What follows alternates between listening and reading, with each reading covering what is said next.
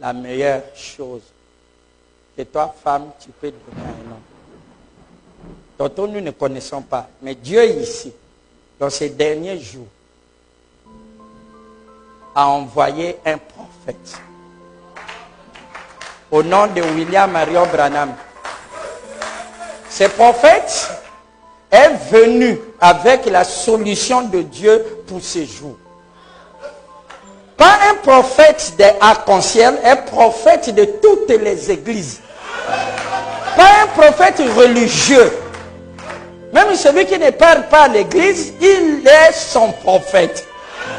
Il a mené la solution à la politique, la solution à ceci, la solution à la famille, la solution à ceci. Il a amené la pensée de Dieu. Amen. Alors écoutez ce qu'il a reçu de Dieu. Ce que Dieu lui a dit lors du mariage. Qu'est-ce que Dieu exige comme cadeau l'un et l'autre. Ce prophète il dit ceci. Que le plus beau et le plus grand cadeau qu'un homme, même s'il ne connaît pas, parce que nos passions, nos désirs nous ont embrouillés. Ma soeur Higuette, meilleur de tous les cadeaux que tu peux donner à ce monsieur, tu ne donneras pas aux frères hardis des enfants. Les enfants, on ne se marie pas pour les enfants. De toute façon, on n'écoute pas les enfants pleurer dans le ventre d'une femme pour dire que non, là, il y en a beaucoup, je peux prendre. Vous êtes d'accord avec moi? Ce n'est pas les enfants. Ce n'est pas la nourriture ou des bons plats et tout. Le monsieur qu'on a préparé. D'ailleurs, on dit que les meilleurs cuisiniers, ce sont des hommes. Je crois que vous avez entendu ça. Alors, qu'est-ce que tu vas offrir? Tu diras non, je vais offrir mon corps. Non, non, dans la rue, on a beaucoup qui peuvent l'offrir. Et qu'est-ce que tu peux donner à un homme? C'est pas faire la lessive. Il y a des machines à laver et les principes qui peuvent faire ce genre de travail. Amen. Tu dis non d'être ménagère. Non, non, on peut payer quelqu'un ou quelqu'une qui fait le ménage à la maison. Dans le monde moderne ici, ça se fait. Mais qu'est-ce qu'il y a de meilleur que tu peux lui offrir? Dieu lui dit ceci. Voilà ce que Dieu pense aujourd'hui de ce que tu peux offrir. Il nous a révélé ça par William Branham, son prophète. Il a dit ceci, que la meilleure chose qu'une femme peut donner à un homme, et à un seul homme, dans toute sa vie. Tu dis non, c'est être fidèle, il y a le pardon.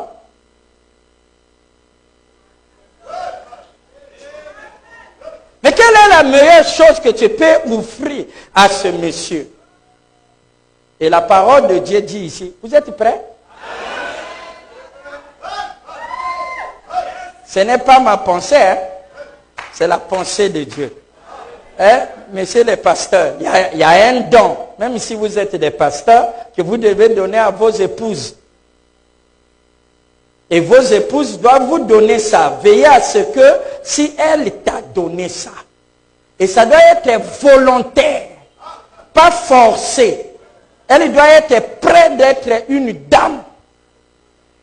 Sans condition. Ce n'est pas parce que le monsieur est gentil, elle ne boit pas, fidèle. Non, non. Une dame en réalité digne de ce nom. Fille de Dieu. Qui est déterminée d'être une femme dans la maison d'un monsieur. Il doit lui offrir ce qui est de droit. Ce qui est de droit qu'une femme va donner à un homme, c'est la soumission. Acclamez.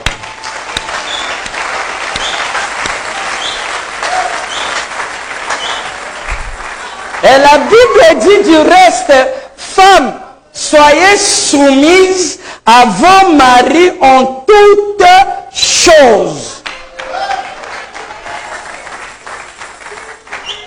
Oh non, moi je ne ferai pas ça. Moi je ne ferai pas ça. Moi je fais L'amour d'une femme pour son mari, c'est pas lorsque tu l'embrasses, c'est la soumission. Parce que vous savez, un père ou un enseignant ou un tuteur ou un leader aimera les disciples ou son fils ou sa femme, c'est celui qui essaie d'être selon ses instructions. Un enseignant, si le meilleur élève n'est pas là, son cours est gâché. Un père, le meilleur fils qu'il aime, c'est celui qui l'écoute. Tu peux dire, papa ne m'aime pas, maman ne m'aime pas. Est-ce que tu l'écoutes? Écouter veut dire faire exactement ce que lui, il a dans la pensée de ce que tu puisses être. Donc l'amour de Dieu est pour ceux qui lui sont soumises. Qui fait exactement leur pensée. Donc le meilleur don, ma soeur, peut-être que tu ne comprends pas. Si tu veux avoir un homme, tu n'as pas d'autres outils plus puissants que d'être totalement soumise. Tu diras, oh non, surtout mon mec là, mais si je suis soumise, mais il abusera de moi. On ne peut pas abuser la soumission. Parce que c'est sacré. S'il abuse, vous allez observer qu'est-ce qui va lui arriver. Parce qu'on ne se moque pas de Dieu. Et Dieu ordonne que les femmes soient soumises en tout. Amen. Donc cela veut dire que tu dois aimer le monsieur. Parce qu'il n'y a pas mariage sans ça. Sinon, ta place n'est pas dans le foyer de ce monsieur. Tu n'as rien à faire là. Moi, je demande toujours aux sœurs, comment tu as quitté tes parents? Tu viens dans la maison d'un homme, mais pour faire ta volonté. Afin que ta volonté règne là. Mais tu t'es trompé de lieu. C'est Dieu qui a dit ça. C'est pour cela que la reine Vasti a été chassée. Et depuis lors, l'édit écrit que chaque femme puisse obéir en toutes choses à son monsieur. Tu diras, mais ça, ce n'est pas les hommes dans lesquels on peut obéir, mais c'était ton choix. Tu dois subir les conséquences. Amen. Mariage signifie que tu as décidé devant les hommes et devant Dieu d'être soumise.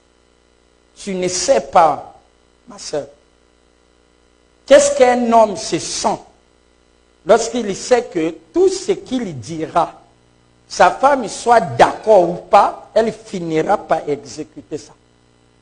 Moi, j'ai vu le monsieur vouloir sauver sa femme et sa famille. Il dit, chérie, quitte la maison. Parce qu'il y a quelque chose de grave que je ne peux pas te dire. Oh, pourquoi je vais quitter la maison? Explique-moi, sinon je ne quitterai pas. S'il te plaît, obéis-moi au moins pour une seule jour, une fois au moins. Il le supplie. Mais le monsieur n'est pas en sécurité. Il n'est pas en sécurité parce que l'homme est la tête. C'est lui qui est la sécurité.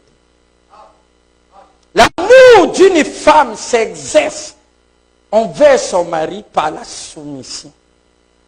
Et si Dieu réclame ça, ce n'est pas facile. Je sais, sœur, ce n'est pas facile.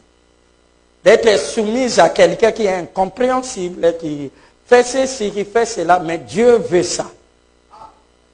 Ça, c'est la meilleure chose. Un homme se sentira en sécurité lorsqu'il sent qu'il est maître de sa maison. Lorsqu'il sait que malgré que sa femme se fâche, je ne vais pas faire ça. Ça là, je ne veux rien. Tu pars là et tout. Il sort. Lorsqu'il revient, il voit c'est fait. Elle fera ça malgré elle. Pas à cause de son mari, mais à cause de son Dieu. Vous devez le faire à cause de Dieu, pas à cause de ce monsieur-là. Peut-être que je peux être un bandit ou quoi que ce soit, mais faites-le pour Dieu. Parce que Dieu exige ça.